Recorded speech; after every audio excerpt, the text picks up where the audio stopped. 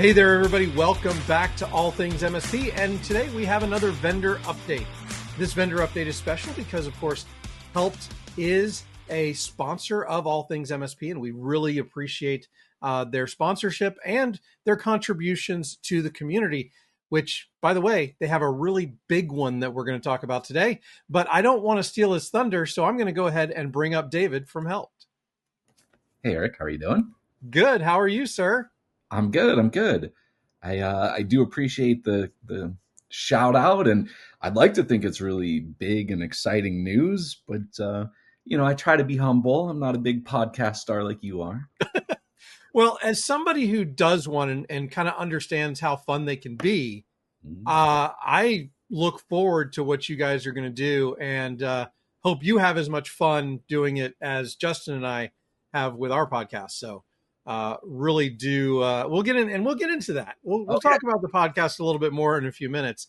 But right out of the I bag. know that you guys have had some other developments as well there at Helpt, and I thought we'd start maybe with that. Absolutely. So I think that it would be safe to say that Helpt is really built for our MSP clients.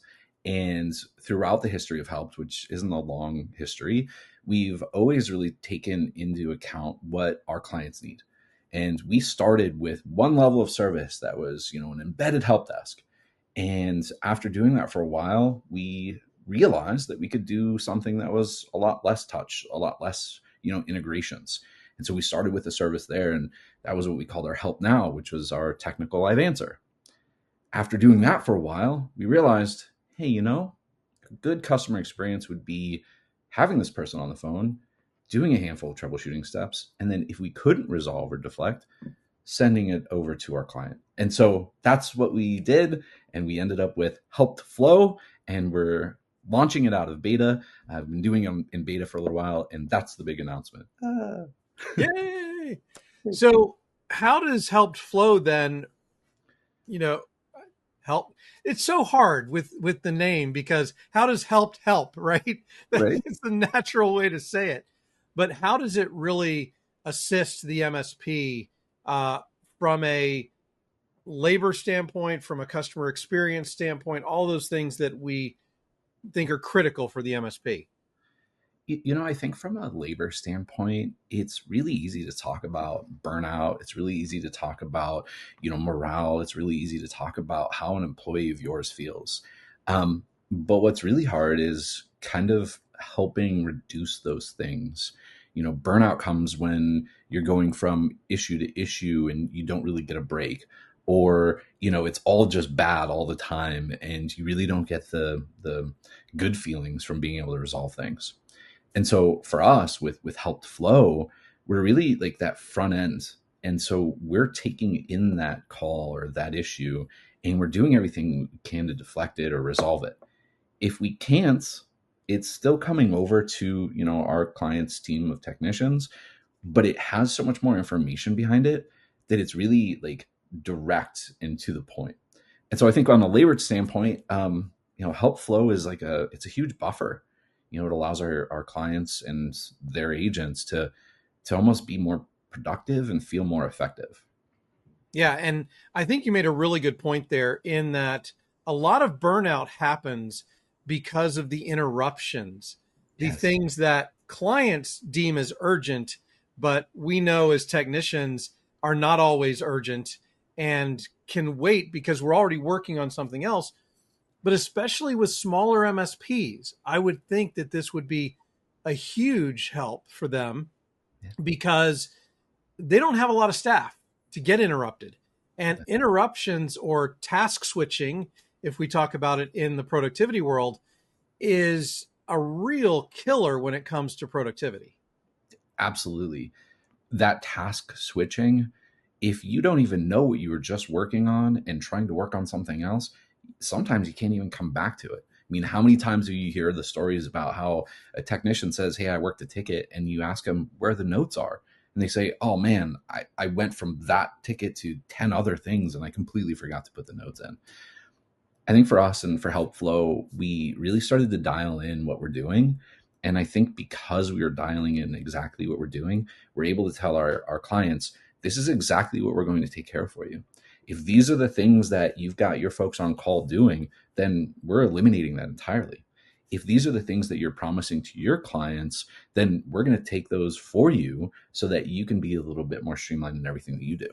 If it's something beyond those things, we're still going to do all of the stuff that we do, which is, deliver those fundamentals, the warm and fuzzies, and we're going to gather all that information so that it just makes the whole process easier.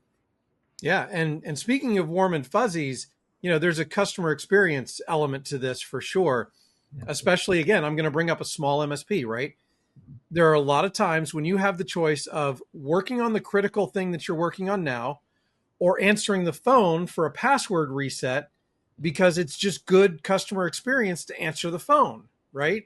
Yep. And now you're making it so the MSP doesn't have to choose between the two.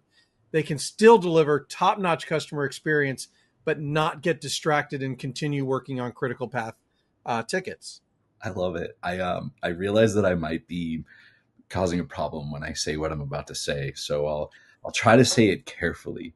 But I think that what ends up happening is that our response time, our SLAs are a lot tighter than that smaller MSP that might be off doing something else.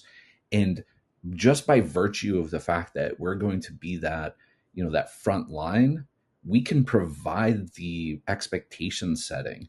We can provide the support and potentially, take care of that thing within 10 minutes, or we might be able to tell the person that's on the other end, hey, we're still going to get to this within your SLA, but we just wanted to let you know that, we wanted to set that expectation with you. And I think it's a tough one. Honestly, we started with Helpt and I was like, hey, everything has to be answered within 30 seconds. We have to get, tickets taken care of in 30 minutes, blah, blah, blah. And I'm realizing that that's not necessarily what needs to happen. What needs to happen is that people need to know that they're getting taken care of. They need their expectations set and met. Yep, absolutely. And I think, when we're talking about something like this, we've talked about smaller MSPs, but I think for larger MSPs that want to scale, this is also important because it gives them that capacity to scale. That's right. That is much easier and convenient than hiring their own technicians. Absolutely. Here's a success story. We had a client of ours that won a bid for a big healthcare company. And, they said, we're a healthcare company, we're this many thousands of users, and we have a press 1 for password resets line that we want you to do. And they came to us and said, hey, can you guys do that? We said, absolutely, that's what we're here for. They, reaped some margin from that, got some revenue out of it, and we're servicing it entirely. Our MSP client goes into a meeting once a month and says, hey, how are things going? And the healthcare client says, they're going great. And then we go, fantastic. And that's it. And that's really important, I think, in the MSP space, is to understand that there are large MSPs who want to grow. There's also smaller MSPs that just want to be able to go on vacation and sleep better at night. And I think helps both of those kind of categories or personas with both Helpt Now and HelpFlow. Absolutely. And I think that for me personally, and I'll bare my soul here, when we were first starting Helpt, we weren't as big as we are now, and we're continuing to grow. And there were times where, I was in the queue and I was picking up those phone calls. And I can tell you personally, and I know that a lot of people that are watching this know this firsthand, that feeling of needing to be available, even if nothing happens, even if you don't end up getting a call, it's so draining. It's so taxing. With us being that buffer, it's like, yeah, maybe you get a call, but it's not an emergency anymore. It's not something that you have to wake up at 3:00 in the morning. It's not something that you have to put the kid down or go out of the movie theater or whatever it is. It's a huge buffer. Yeah, well, that's awesome. And I'm really looking forward to seeing how that evolves, and especially hearing from maybe some smaller and some larger MSPs about how it's working for them. And I hope to have some of your customers on this update later on in the year. Yeah, that sounds awesome. I love that.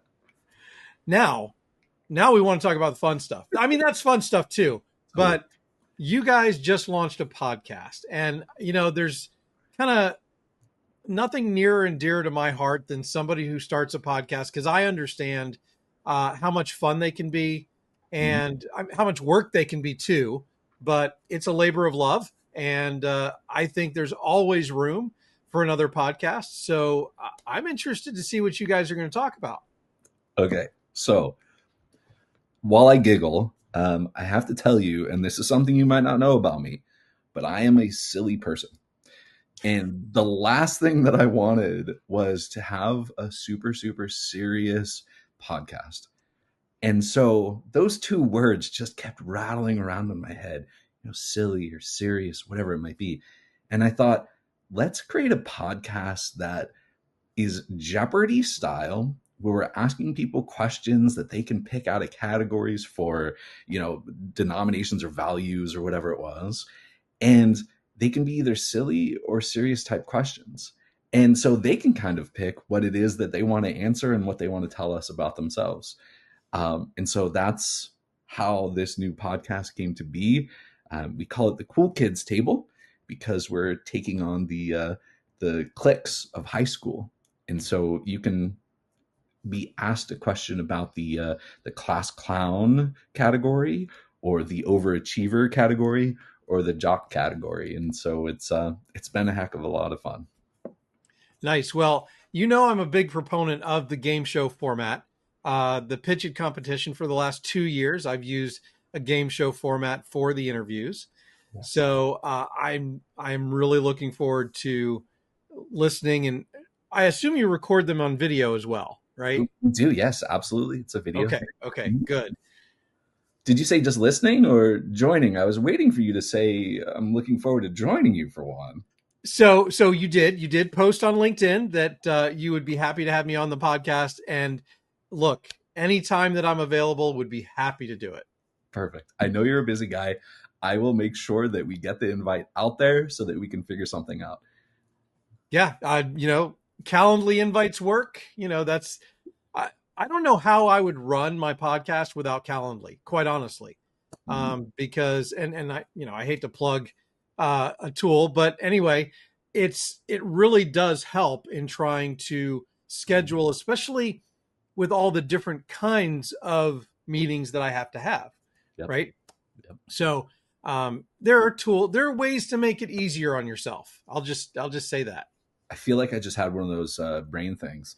So Calendly, you're saying, is making things better for your schedule because it's allowing people to select what they need you for and potentially strategize. You can strategize around what's needed for those calendar invites. Yeah. So if I'm setting up one of these, for example, I make sure they're set up days when I know I'm going to be around, in my home office to be able to record them, because I do spend some time at my day job office, obviously, and making sure that I don't do too many in a day, or make sure that I'm scheduling a half hour for making sure we're recording for 15 minutes, whatever it is. There's just so many options that I can use Calendly for to kind of put guardrails around that timing. Okay, so here's the parallel or the analogy I'm trying to create. So Calendly really streamlines this whole process because it's giving you the foreknowledge of the thing and Right. it's applying it to the resources that are required to do the thing. Yes. I feel like that sounds like something else that we might have been talking about. Maybe, just maybe. Well, and I think, that's one of the differences between Helpt and some of the, I'll call them legacy help desk, outsourced providers, because you guys are much more focused on the experience rather than just closing a ticket. And I think that's where you guys have a huge advantage. I appreciate that. I think it's one of the hardest things for us because it's the easiest analogy easiest parallel to make if we were to say to somebody, we're an outsourced help desk. But every time I say that, I say, but not really. You're not just sending us a ticket like you would for these legacy help desks. You're not just giving us that, that middle piece. We're taking the front and the middle, and we're hoping to have some help if we need it on the ends. And so it's just a totally different way, I think, that we're doing it. And it's hard to get that across sometimes. Well, it's a different philosophy, right? Mm-hmm. Because with legacy help desk, it's ITIL this, it's process that. It's very much just a turn the crank and get an output that may or may not actually solve the problem, and in a lot of cases doesn't necessarily satisfy the client.